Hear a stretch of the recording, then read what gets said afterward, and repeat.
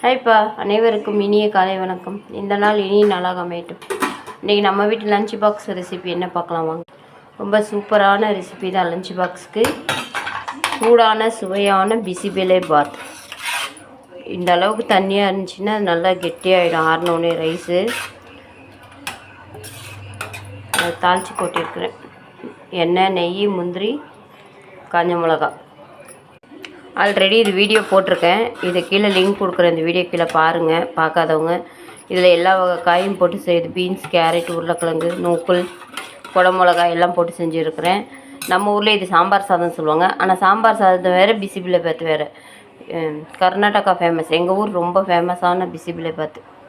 நம்ம சாம்பார் சாதத்துக்கு பார்த்திங்கன்னா சாம்பார் பொடி இல்லைன்னா குழம்பு மிளகாத்தூள் போடுவோம். ஆனால் இதில் அந்த மாதிரி போடக்கூடாது. இதுக்குன்னே பிசிபிளை பாத் பவுட்ரு எல்லா டிபார்ட்மெண்ட் ஸ்டோர்லேயும் கிடைக்கிது. சின்ன கடையிலேருந்து டிபார்ட்மெண்ட் ஸ்டோரில் கிடைக்கிது.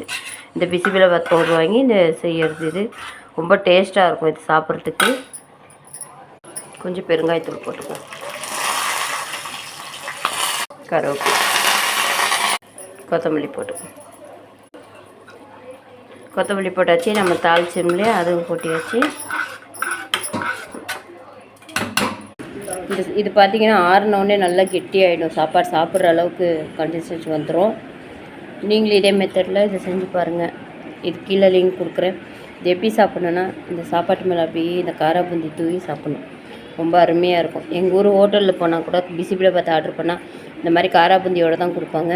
ரொம்ப டேஸ்ட்டாக இருக்கும். இதான் இன்றைக்கி நம்ம வீட்டில் டிஃபன், லஞ்ச் எல்லாமே. வாங்க சாப்பிடலாம்.